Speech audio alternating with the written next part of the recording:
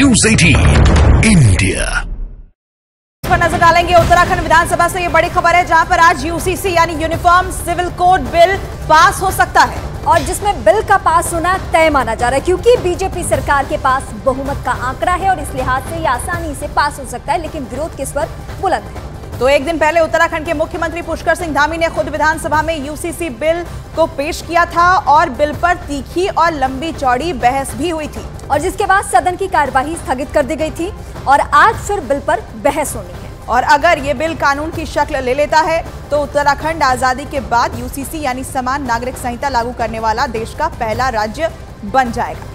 लेकिन आज किस तरीके से वहां से तस्वीरें सामने आती है, सवाल बहुत सारे उठाए जा रहे हैं। मुस्लिम लोगों का पक्ष ये है कि अगर आदिवासियों को, जनजातियों को इससे बाहर रखा गया है तो फिर मुस्लिम को क्यों रखा गया है यूसीसी में। हम किसी भी सूरत में शरीयत से समझौता नहीं कर सकते हैं, ये दलीलें हैं मुस्लिम पक्ष की।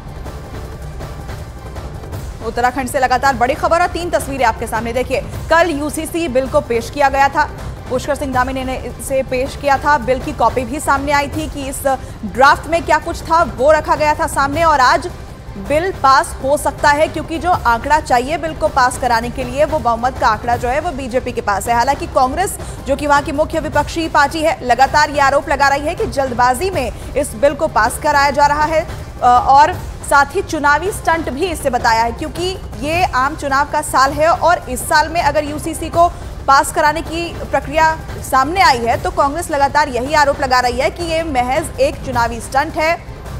तो ये 3 तस्वीरें आपके सामने और आज ये कहा जा रहा है कि एक बार फिर से इस पर बहस होगी, कुछ देर में इस पर बहस शुरू होगी और इसे पास कराया जाएगा।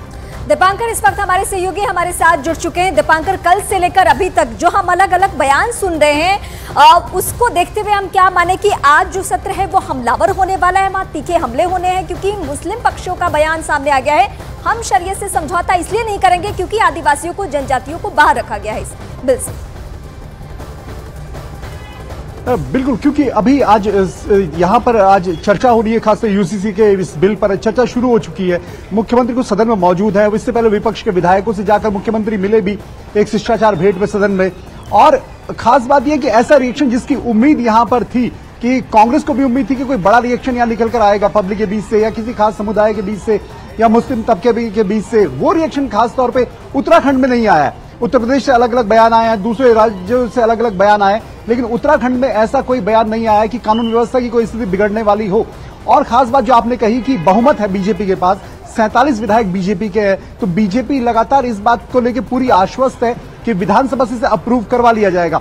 वहीं विपक्ष का कहना है कि आपने बहुत जल्दबाजी में इस बिल को आप लाए, तो आप इसे प्रवर समिति को भेज दीजिए। प्रवर समिति को, लोकायुक्त का जो बिल है वो प्रवर समिति के पास है उत्तराखंड में, लेकिन जो यूसीसी है वो प्रवर समिति को जाएगा, इसकी संभावनाएं बेहद कम है। और आज मुख्यमंत्री पूरी तरीके से इस बात को लेकर आश्वस्त हैं कि आज विधानसभा से इस बिल को अप्रूव करा लिया जाएगा और उसका यूनिफॉर्म सिविल कोड लागू करने वाला उत्तराखंड पहला राज्य बनेगा। तो ऐसा कोई एजिटेशन यहाँ पर नहीं दिख रहा, कोई विरोध नहीं दिख रहा। जी, सरकार को उन्हें भी तो अपने समर्थन में लेना पड़ेगा ना। मुस्लिम पक्ष ये कह रहा है कि आपने आदिवासी समुदाय को, SC/STs को इससे बाहर रखा है, तो आप मुस्लिमों पर ये क्यों लागू करने जा रहे हैं। हम तो वही कानून मानेंगे जो कुरान के तहत कही गई है, जो बातें हम उसी को मानेंगे।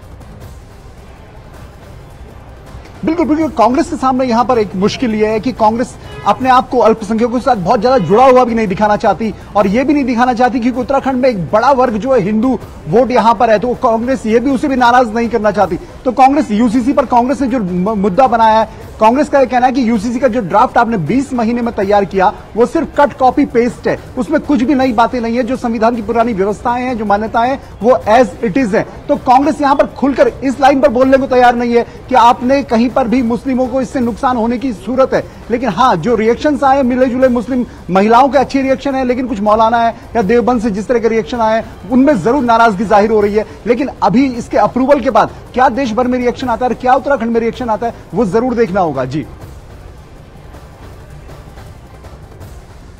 तो क्या चल रहा है, कब तक ये बिल पास हो जाएगा, ये आगे की टाइमलाइन तो न्यूज़ 18 इंडिया के रिपोर्टर जो जुड़े हुए आपको बताएंगे। लेकिन कांग्रेस इस पूरे मामले पर कह क्या रही है वो भी आपको सुना देते हैं। विधिक आयोग, लॉ कमीशन का गठन 2016 में किया, फिर उस विधिक आयोग की रिपोर्ट से सरकार सहमत नहीं थी। फिर 2023 में पुनः विधिक आयोग का एक बार फिर गठन किया गया है, लेकिन इंतजार करना चाहिए था जिससे कि पूरे प्रदेश भर में इस पर चर्चा हो सकती और एक ठोस इस कॉमन सिविल कोड को एक आधार मिलता, मजबूती मिलती। तो कांग्रेस का बयान आपने सुन लिया। दीपांकर लगातार हमारे साथ जुड़े हुए। दीपांकर, कांग्रेस की मजबूरी तो इसके पहले आप भी समझा चुके हैं, लेकिन क्या उत्तराखंड में ऐसा कोई माहौल बन रहा है कि मुस्लिम पक्ष कानून के खिलाफ सड़कों पर उतरे? क्योंकि कानून तो पास होना लगभग तय है।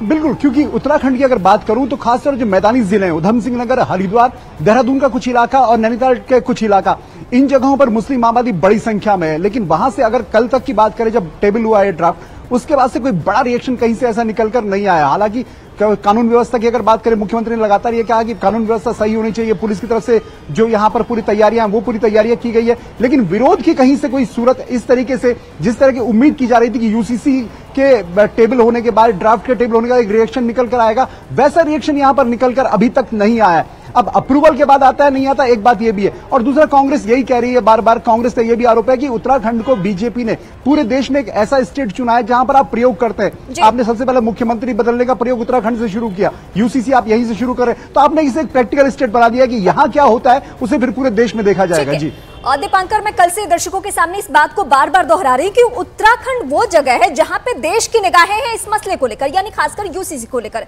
आपने भी इसे बताया कि ये सियासी प्रयोग के तौर पे है, वाकई सच्चाई यही है।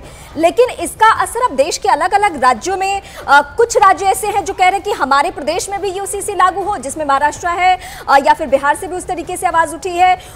यूपी की बात करूं तो वहां के डिप्टी सीएम ने कह भी दिया कि हाँ यूसीसी लागू होगा, लेकिन इसका असर होना शुरू हो चुका है। जमीयत उलमा ने कह दिया है कि नहीं, हम नहीं मानेंगे, शरीयत को मानेंगे।